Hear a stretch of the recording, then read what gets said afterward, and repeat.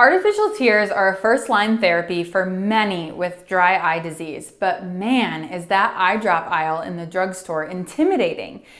And I'm an eye doctor, and it's still intimidating. In today's video, I'm going to give you 5 of my top 10 picks for best artificial tears to hydrate and lubricate your dry eyes.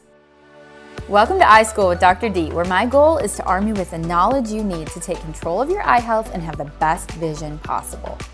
Like and subscribe for videos every week. Welcome to Saturday Eye School. I'm your host, Dr. D.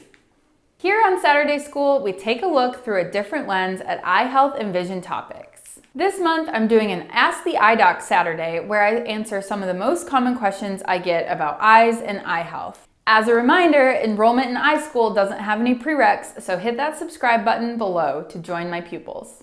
So as a dry eye specialist, I get questions all the time about the best artificial tear to use when you have dry eyes. So artificial tears are an important part of your daily regimen when you have dry eyes, something that you might use 2, 3, even 4 times a day. So I would always encourage to look back to sort of the standard for dry eye care, and that comes from the Tear Film and Ocular Surface Society Dry Eye Workshop report that came out in 2017. So this workshop gave us a really important framework for sort of the stages of dry eye treatment, and artificial tears are mentioned as a phase 1 or step 1 treatment as well as step 2. So your doctor is going to be looking at their management algorithm, their management of your dry eye, usually using this TFOS is what we call it, DEWS report. And both in step 1 and step 2, artificial tears are mentioned. The difference is that in step 1, we're talking about artificial tears that have preservative, and by step 2 therapy, we're taking away preservatives from artificial tears. If you've watched any of my other videos on this channel, I talk a lot about chemicals and preservatives in skincare and cosmetics and how important it is to avoid them. And that is no different for me in the dry eye space and the artificial tear space. So that coupled with the fact that in my clinic, I'm typically, oh my God, my nose. Okay. So that coupled with the fact that in my clinic, I'm typically encountering patients once their signs and symptoms have designated them eligible for step 2 treatment or even beyond step 2. So the vast majority of what I offer patients in my clinical setting are going to be non-preserved artificial tears. That's really to help minimize ocular surface damage that happens due to preservatives and also just individual patient sensitivities to chemicals within their eye drops. So in this video, my top 5, what I'm going to attempt to do is give you my favorite artificial tear in the category, and then I've also found some similar over-the-counter options, but those options typically will have preservatives in them unless you select the preservative-free variety of that drop.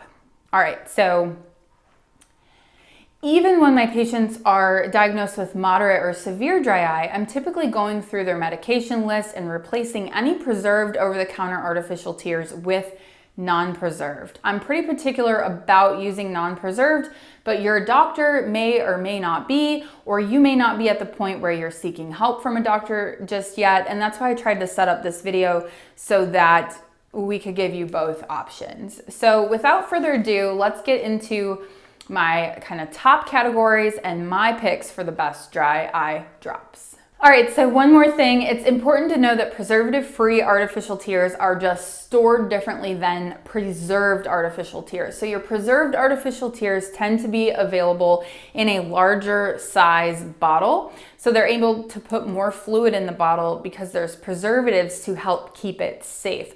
For your non-preserved artificial tears, you'll notice that they tend to come in vials, so little single-use containers. Unless there are certain cases where the manufacturer has designed a dropper tip that reduces the risk of bacteria being introduced into the bottle. So that's just a little difference. If you've been used to using preservative tears and you're going to non-preserved, they do come in vials that are meant for single use. So my first category of artificial tears are if you wear contact lenses. So if you found this video, you wear contacts and you're looking for a way to re-wet those contacts. One of my favorite tears is called Oasis Tears. There are two types of Oasis Tears. There's Tears and Tears Plus. So if you're going to be using it over contact lenses, make sure to grab the just Oasis Tears kind.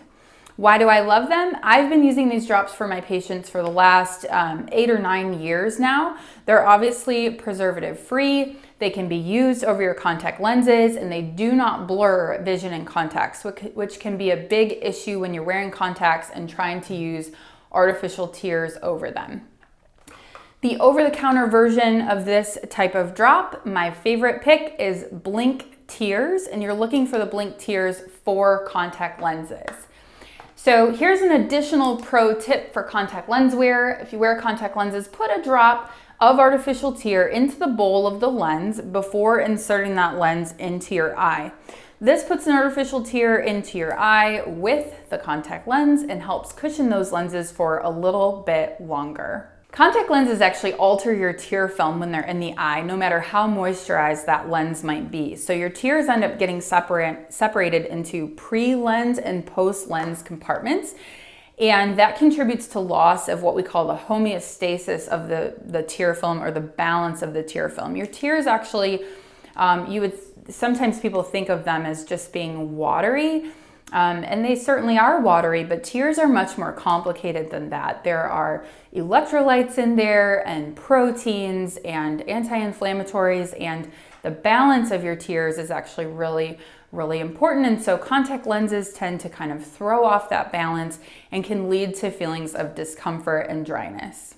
Number 2, if you need a thicker drop, so I mentioned it before, but there is an Oasis Tears Plus, or there's something called Optase Advanced. Both of these are preservative free.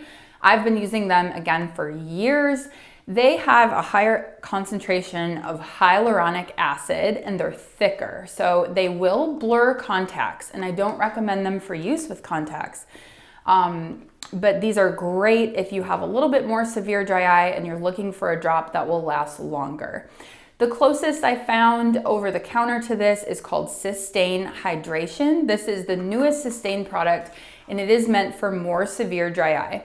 I don't have a ton of experience using this drop, but I have used Sustain Ultra and certainly had a lot of patients use Sustain Ultra. And so as a whole, Sustain products are reliable, safe, and they help many, many people. Number 3, the third type of drop is if you work on a computer and maybe you struggle with drops. So this is my personal favorite eye drop. I've talked about it before. So Optase Dry Eye Spray is an eye drop that you close your eyes and spray around your eyes with it. The concept here is that anything around your eyes ends up in your eyes, and I find that when I'm working on computer, this is my favorite because it doesn't blur my makeup. It doesn't mess up anything like that. It doesn't send, tears running down my face or blur my vision because there's a big drop of tear in my eye. It just makes my eyes and even my face actually just like feel refreshed. So I swear by it. It's a super different concept if you've never used a spray eye drop before, but I have just fallen in love with it, and so have a lot of my patients. I did find an over-the-counter version, the Similacin, I think that's how you say it, Dry Eye Mist. I personally haven't tried it, but it's the only other alternative I was able to find over the counter. I think that this dry eye spray idea is something that is not really widespread. So this is like an eye school exclusive. We are out here trying to spread the word about dry eye sprays because I think for the right person, they are awesome. All right, my next type of tear is if you need an oil component to your artificial tears. So if you have known meibomian gland dysfunction, or you have oils that don't work well, or you don't have enough oil in your tears, the Retain MGD is wonderful because it does have an oil component to the tear. And again, it is non-preserved. The over-the-counter version of this is Refresh Optive Mega 3. So it has an oil as well. And again, I've had lots of patients come to me on that drop that like it a lot. So those are the two if you need an oil. added to your tears. And then finally, if you need a thick, viscous drop, Hylo Gel is a dry eye fan favorite. So another option is Retain PM. This is not something that you're going to want to use throughout your workday. Retain PM would be more so at night. Hylo Gel, so on the dry eye spectrum, or I'm sorry, on the spectrum of artificial tears, you know, spray is going to have the least drop in your eye, and then drops, and then gel's a little thicker than that, like on the thickness scale, and then ointment is the thickest, right? So it's gonna blur your vision the most. A gel will blur your vision less than an ointment, a drop will blur your vision less than a gel, and then within the drops, it's just kind of looking at the composition of the drop and experimenting to see which ones you can use. All right, the over-the-counter version of the really thick drops would be Soluvisc. Soluvisc is very, very, very thick and it will blur vision, but it is very comforting to a really dry, irritated eye. All right, so I hope you enjoyed my personal experience with eye drops and the ones that I use in my clinic and have worked for my patients.